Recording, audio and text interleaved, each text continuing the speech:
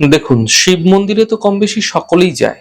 শিব মন্দিরে গিয়ে বহু মানুষই কিন্তু অভিষেক করে থাকে বিভিন্ন দ্রব্য দ্বারা। কিন্তু কথা হচ্ছে কি, এত ভক্তিভাব রেখে আপনারা মন্দিরে যাচ্ছেন, উপায় করছেন, কিন্তু তাও আপনার মনের মধ্যে কোথাও না কোথাও একটা কষ্ট আপনার রয়েই গেছে যে আমার এই মনস্কামনাটা পূর্ণ হচ্ছে না কোনোভাবেই, এত ডাকছি। তাহলে চলুন, আমি আজ আপনাদের এমন একটা উপায় জানাচ্ছি, এত সুন্দর একটা উপায়, যেটা করে আপনারা আপনাদের মনস্কামনাকে পূর্ণ করতে পারবেন। কি করবেন?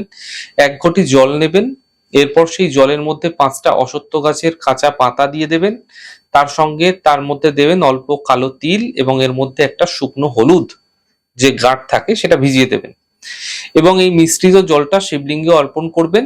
অর্পণ হয়ে গেলে অবশিষ্ট যে পাতাটি ঘটির মধ্যে থেকে যাবে, সেই পাতাটিকে শিবলিঙ্গে ছুঁয়ে সেটা নিজের উপর ছিটিয়ে নিন। এই ছোট্ট প্রক্রিয়া করে দেখুন, বেশ কিছুদিনের মধ্যেই দেখবেন আপনার মনস্কামনা পূর্ণ হবেই। এই প্রক্রিয়া পরপর কয়েকটি সোমবার করুন, দ্রুত ফায়দা মিলতে দেখতে পাবেন।